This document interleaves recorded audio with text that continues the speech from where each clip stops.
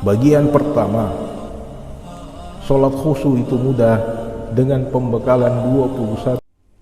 Bagian kedua, kita sebut sebagai sholat sebagai mikrojnya orang beriman dengan pembekalan 21 tahapan latihan. Dan tahapan atau bagian yang ketiga, pada bagian ini sholat menjadi karakter building dengan mengikuti tuntunan 21 hari latihan sholat secara khusyuk.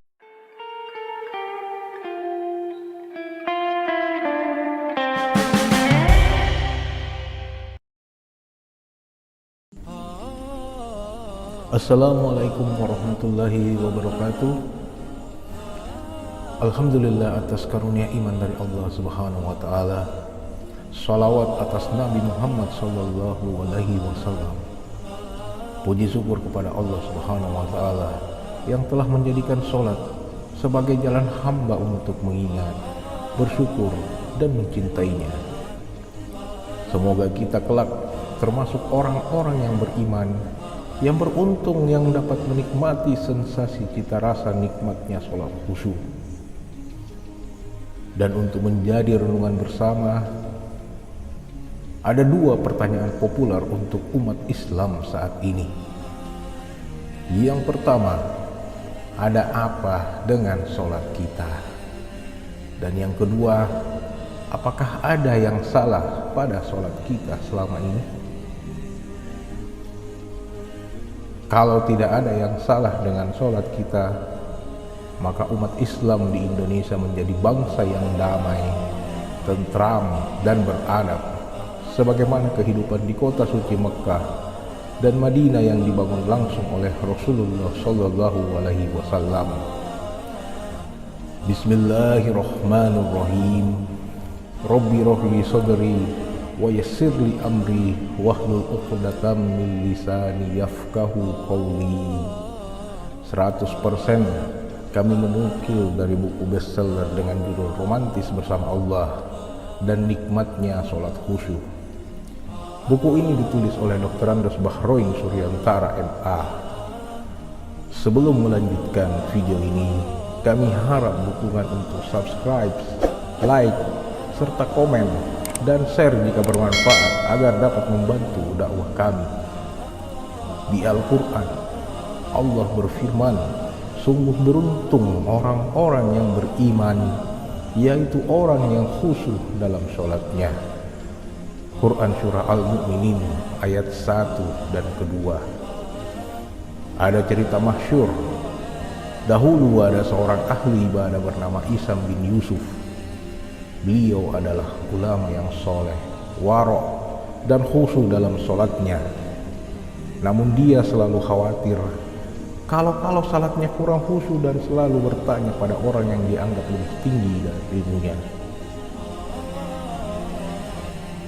Beliau selalu melakukan ini demi memperbaiki ibadah sholatnya yang selalu dirasakan kurang ilmu dan kurang khusyuk pada Allah Subhanahu wa ta'ala.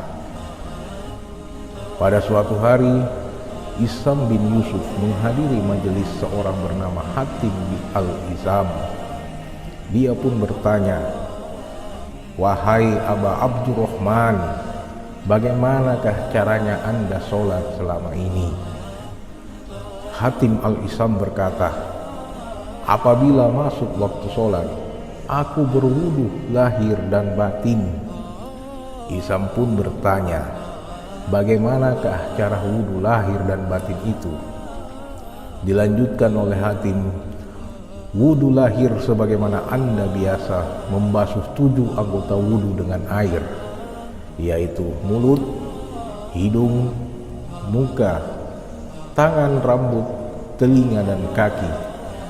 Sedangkan wudu batin membasuh 7 rohani dengan 7 perkara. Perkara yang pertama adalah dengan bertobat kepada Allah Subhanahu wa ta'ala. Perkara yang kedua, menyesali dosa yang telah dilakukan. Perkara yang ketiga, tidak tergila-gila pada dunia. Perkara keempat, tidak berharap pujian oleh orang lain atau bermaksud riya. Perkara kelima, meninggalkan sikap bangga diri. perkara keenam, meninggalkan khianat dan menipu. Dan terakhir perkara ketujuh, meninggalkan semua sikap dengki. Selanjutnya Hatim Al-Isam berkata, kemudian aku pergi ke masjid. Aku siapkan semua anggota tubuhku dan menghadap ke kiblat.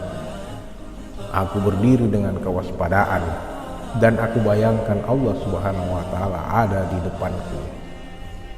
Surga di sebelah kananku, neraka di sebelah kiriku, dan malaikat maut berada di belakangku.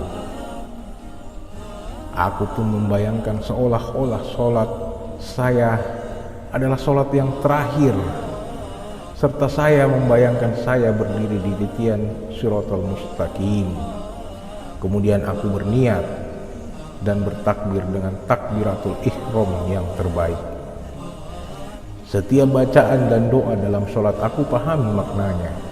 Kemudian ruku dan sujud dengan tawadu, bertasyahud dengan penuh pengharapan, dan memberi salam dengan ikhlas. Beginilah aku sholat selama 30 tahun. Dan setelah mendengar penjelasan itu, Isam bin Yusuf menangis dan merenungkan dirinya karena ibadahnya masih jauh dari orang itu. Melalui video ini, kita akan belajar bersama sholat khusyuk agar dapat romantis bersama Allah Subhanahu wa taala. Pembelajaran tentu saja dengan cara kifayat, sholat berdasarkan Al-Quran dan hadis Nabi Muhammad SAW dengan paradigma yang baru dan pendekatan modern, juga praktik yang menyenangkan. Agar romantis bersama Allah serta sholat kita menjadi khusyuk, maka pelajaran akan kita bagi menjadi 3 bagian, di mana setiap bagian mempunyai keterikatan, dan kami merekomendasikan agar dapat dijalankan ke semua tahapan.